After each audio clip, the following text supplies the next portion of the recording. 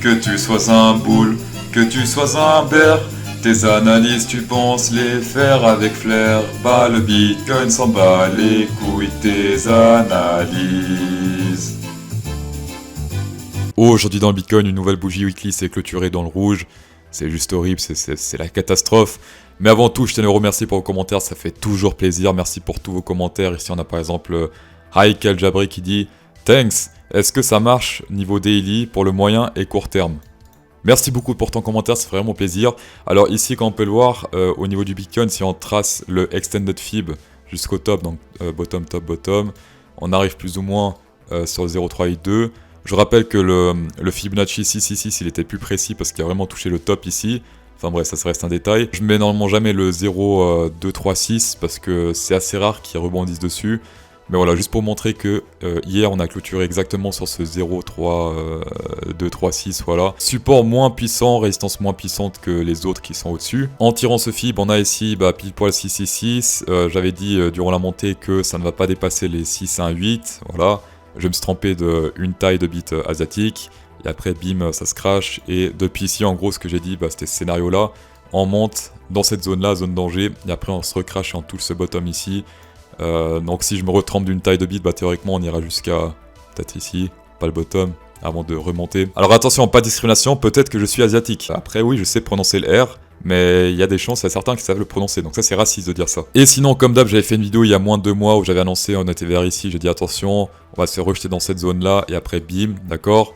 Et pour l'instant, c'est en train de ce qui se passer, et ma target, c'était au moins le bottom ici. Si on suit la théorie justement de l'Asiat, on va juste pas le toucher. Mais pour l'instant, on est encore loin de cette target qui est le bottom. En daily, on a toujours le crab qui est valable ici, ça c'est une pattern qui fait très flipper.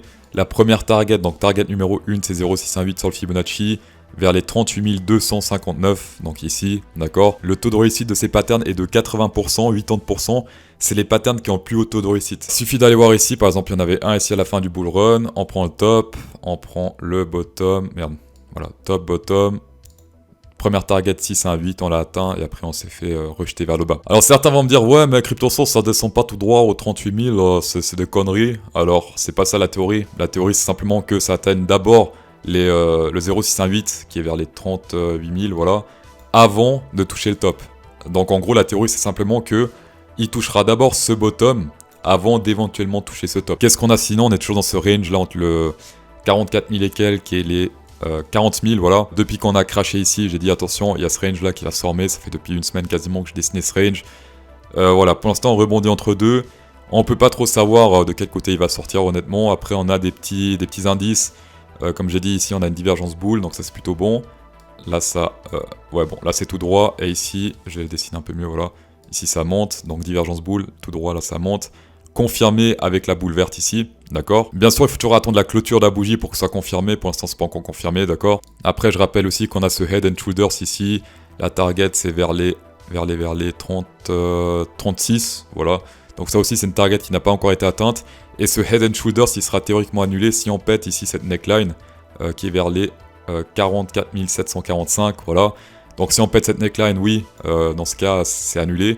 Par contre le crab n'est pas annulé, le crab est annulé uniquement si on pète ici ce top. Sinon dernier truc boule, c'est l'EMA 200 ici qui fait office de support maintenant. Théoriquement oui, combiné avec la divergence boule, ça peut être une recharge. Divergence boule c'est bien, péter cette grosse résistance ici c'est mieux parce que c'est comme une énorme résistance ici.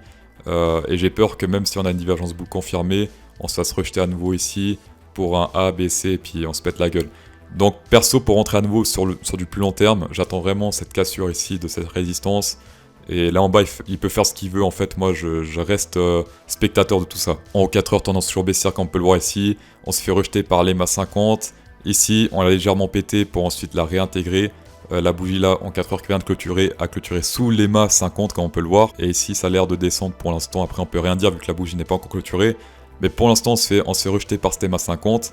On a également une divergence bear potentielle, comme on peut le voir, là ça descend, enfin en bas c'est tout droit, là ça descend. S'il y a une boule rouge qui apparaît ici, si la divergence est toujours confirmée, c'est un short, voilà, tendance baissière, divergence bear, boule rouge, c'est un short. Niveau Fibonacci, il se fait rejeter ici presque par les 0,618, alors il a juste pas touché, moi je suis assez maniaque, donc pour moi c'est pas un rejet fiable, on va dire. Par contre ici, voilà, 0,5, zone de rejet combinée avec l'EMA 50, combiné avec une potentielle divergence bear, donc ça paraît fiable si ici on se fasse rejeter pour retoucher au moins ce bottom ici. Pour faire les trades, ça se passe sur Bybit jusqu'à 600$ de coupe en bonus après premier dépôt. Ça c'est terminé cette promotion là, donc les 100$ si un bitcoin déposé c'est terminé. La meuf de chez Bybit m'a écrit, elle m'a dit ouais ceux qui ont déposé cette somme là, donc 0,1 ou plus, vont recevoir leur bonus de 100$ d'ici 3 jours. Voilà, donc d'ici 3 jours vous serez crédité sur votre compte des 100$. À partir d'aujourd'hui elle a dit si tu déposes 500$ en coin, donc tu peux déposer 500$ en XRP par exemple, et tu reçois 25$, donc ce sera mis à jour ici. 25$ de coupon bonus, voilà, tapez dedans. On va passer sur Ethereum. Actuellement on est toujours en tendance haussière comme on peut le voir ici. Sauf que, comme on peut le voir aussi, l'EMA 50 et 20, ici, commence à poser des problèmes. Alors, je ne pense pas que c'est seulement ça, hein, puisque quand on fait un Extended Fib, ici, vu que là, on descend en niveau, donc on fait un Extended Fib comme ça. Voilà, le top.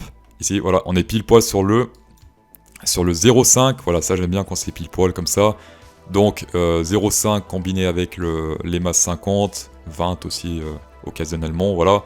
On est vraiment pile poil, regardez bien, on est vraiment pile poil ici rejeté par cet EMA 50, le hasard comme d'habitude. Le truc qui me fait un peu chier sur Ethereum, c'est cette grosse diagonale ici, c'était un énorme support ici. Quand on a pété la gueule ici de Ethereum, bim, on a mis pas mal de temps pour réintégrer. Ici, comme on peut le voir, on se fait rejeter par l'EMA 50. Ici, qu'est-ce qui s'est passé? On a rebondi, EMA 50, on s'est fait rejeter une deuxième fois, pour ensuite réintégrer, donc reste à voir ici, mais perso, pour faire simple, tant qu'on n'est pas au-dessus de cette résistance, qui donne un support, donc théoriquement, pour moi, le scénario bull de Ethereum est en mode stand-by. Sinon, vu que la tendance est toujours haussière au niveau des EMA, on évite de prendre les shorts. D'accord, on peut les prendre, mais on a moins de chances de réussite que si on prend des longues. Pour moi, là, actuellement, en daily, je déconseille de prendre que ce soit des longues ou des shorts. En daily, il vaut mieux attendre pour des scénarios bull, au moins qu'ils pètent ces deux EMA-là, pour confirmer la sortie de cette crise ici, avant de parier à la hausse ou parier à la baisse. Ethereum en 4 heures, tendance baissière, divergence bear ici, comme on peut le voir. Là, ça descend légèrement et ici, ça monte. Divergence bear non confirmée parce qu'il manque la boule rouge ici. Sinon, comme on peut le voir, Ethereum fait un double top ici. Le Bitcoin, il en est vers ici, je pense. Enfin, il n'est pas en train de faire un double top dans tous les cas. Est-ce qu'il faut être plus bull sur Ethereum que sur Bitcoin? Non, puisqu'il y a aussi une divergence bear. Actuellement, là, ça monte et là, c'est tout droit. Voire ça descend un peu. Pas encore confirmé, pas de boule rouge ici en 4 heures, d'accord. Si on prend l'extended fib, comme on peut le voir ici, 0,5, zone de rejet potentiel. Là, c'est vraiment magnifique à quel point c'est précis. Là, on parle même plus de bit asiatique, mais d'embryon de... Enfin, voilà. Comme d'hab, si ici, il y a une boule rouge qui apparaît, c'est un short. Perso, je préfère shorter le Bitcoin que Ethereum, vu que Ethereum est influencé par le Bitcoin. Et l'inverse n'est pas le cas. On va passer au coin public. Ici, on a Unique ETTM qui dit KNC Golden Cross. Alors... sélection naturelle, hein, si tu traites les Golden Cross, mais bref, on va quand même voir le KNC. KNC en daily, Kyber Network, non pas en daily, en weekly actuellement. On a un niveau Fibonacci plutôt puissant ici, comme on peut le voir, 42,77 ici. Il a rebondi dessus 1, 2, 3, 4, 5 fois.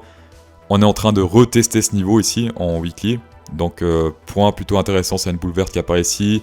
Est-ce qu'on serait sur une divergence ? Non, mais un point vert, ça serait un buy selon moi. En tout cas, reste à voir si Bitcoin crash, parce que s'il crash, ce support ici deviendra du flambi. En daily, tendance baissière, mais il y a une divergence bull ici.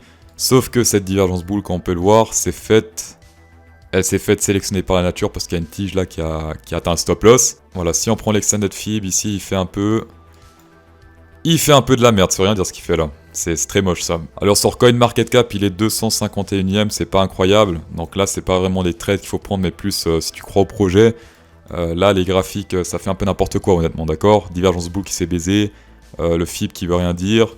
Non. Donc pour le KNC, tout dépend du projet, s'il est bon ou pas. Moi, j'analyse les graphiques, pas les projets. Il y a d'autres chaînes qui analysent les projets, qui analysent les fondamentaux, tout ça, d'accord. Voilà, le mieux à faire, c'est de trouver quelqu'un qui fait une analyse graphique comme moi, plus quelqu'un qui fait une analyse fondamentaux. Et si les deux sont convaincants, dans ce cas, tu all-in, tout simplement. Ici, les graphes ne veulent rien dire, mais si t'achètes ici, en tout cas, on est proche des bottoms précédents. On est loin des ATH, donc ce n'est pas con d'investir ici si c'est un bon projet. Voilà. On va voir si Space Algo gère la daronne de Kyber Network en 2 heures. Donc à partir d'ici, tendance baissière. Ici aussi, tendance baissière. Jusqu'à ici, puisqu'ici ça se compresse. Donc là, on prend aucun trade. Bon trade. Lui, il a foiré. D'accord. Bon trade et bon trade. Dans le sens où lui a dû faire pas mal de pourcentage quand même. Ce trade-là, dans le sens, si on prend ce bottom-là et le bottom absolu, ça fait du 5% environ. Donc c'est un très bon trade, 5%. Ici, pour faire simple, alors le Rainbow Cloud est indécis, d'accord. Par contre, ici, le heat map, il est bleu, c'est-à-dire qu'il est plutôt bull. Et ici aussi, c'est plus plutôt bull que bear. Donc là, si vous voyez des signaux boules qui apparaissent, on va privilégier les boules même si le Rainbow Cloud est indécis. Donc ici, le heatmap toujours à combiner avec le Rainbow ou même avec l'oscillateur. PSALGO 10% de rabais avec le code pro CryptoSauce10, tapez dedans. Merci beaucoup d'avoir checké cette vidéo, ça fait vraiment plaisir. Mettez un pouce bleu, ça fait encore plus plaisir. Et comme d'habitude, bonne soirée.